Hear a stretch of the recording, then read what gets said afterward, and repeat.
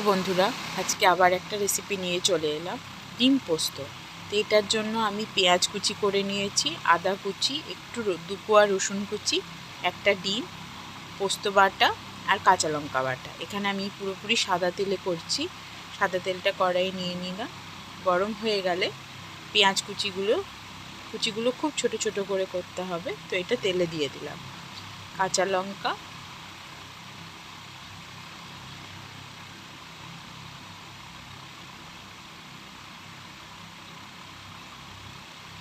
দিয়ে ডিমটা ওর উপরে দিয়ে, যেরকম আমরা ডিম ভুজিয়া বানাই ঠিক সেভাবেই করব।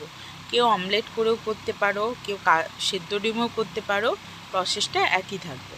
তো এখানে আমি ঝুড়ো ঝুড়ো করে ডিমটাকে ভালো করে ভেজে নিলাম।